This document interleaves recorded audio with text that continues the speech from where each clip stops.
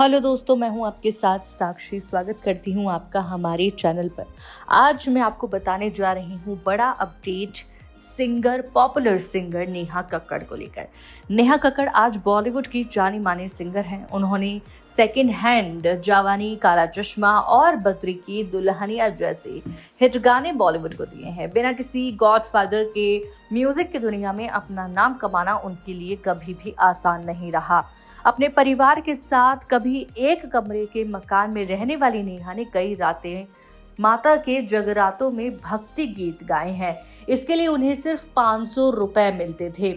इतना ही नहीं, अपनी हाइट, कपड़ों और आवाज और वजन, इन सभी चीजों को लेकर उन्हें लगातार ट्रोलिंग का सामना करना पड़ा था। नेहा कक्कड़ आज अपना 37वां जन्मदिन सेलिब्रेट कर रही हैं और इसी मौके पर जानते हैं उनके जीवन से जुड़ी कुछ खास बातें। नेहा कक्कड़ का बचपन बेहद गरीबी में बीता है। ऋषिकेश में जैसे तैसे उनका गुजारा हुआ करता था। परिवार के साथ एक कमरे के किराए में घर में वो रहती थीं। गरीबी का आलम ऐसा था कि इनके घर में किचन तक नहीं था। ऐसे में मां ने कमरे में ही एक टेबल रखकर उसे किचन बना लिया। 2 साल की उम्र में ही नेहा का पूरा परिवार दिल्ली शिफ्ट हो गया था। परिवार का गुजारा चलाने के लिए उनके पिता स्कूल के बाहर समोसे बेचा करते थे, जहां उनकी बहन सोनू कक्कड़ पढ़ती थी। इस वजह से नेहा की बहन को स्कूल में उनके क्लासमेट काफी चिढ़ाया करते थे।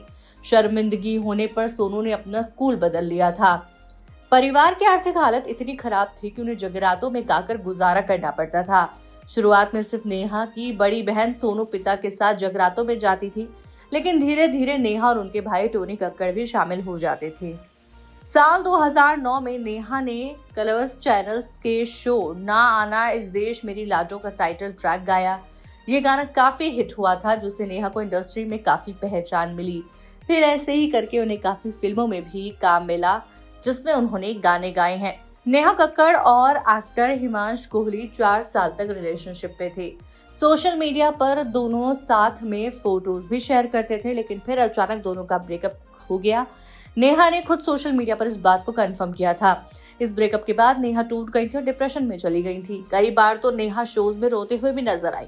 उनका प्यार पर से विश्वास उठ गया, जिसके बाद नेहा ने अपने काम पर फोकस किया और डिसाइड किया कि अब फिर रिलेशनशिप में नहीं आएंगी। हिमांश कोहली के बाद नेहा की मुलाकात एक गाने के शूट के दौरान रोहनप्रीत से हुई। रोहनप्रीत को नेहा काफी पसंद आई और उन्होंने नेहा से उनकी स्नैपचैट आईडी मांगी। इसके बाद दोनों की बातचीत शुरू हुई। कुछ दिन बातचीत के बाद रोहनप्रीत ने नेहा को प्रपोज किया, लेकिन नेहा ने कहा कि वो अब रिलेशनशिप में नहीं रहना चाहती हैं। उनका टारगेट अब सीधा शादी करना है। रोहनप्रीत नेहा से 6 साल छोटे हैं। उस समय शादी के लिए तैयार नहीं थे। उन्हें लगा कि अभी भी उनकी उम्र शादी करने की नहीं है।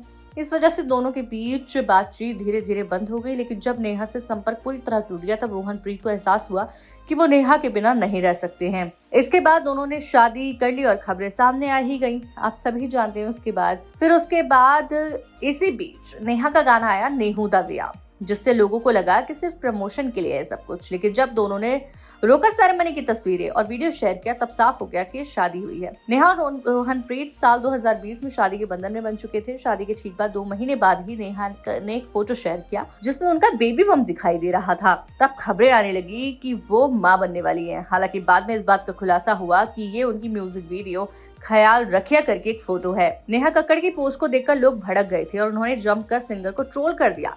एक यूजर ने भड़कते हुए लिखा, आप पब्लिसिटी के लिए इन चीजों का मजाक कैसे बना सकते हैं?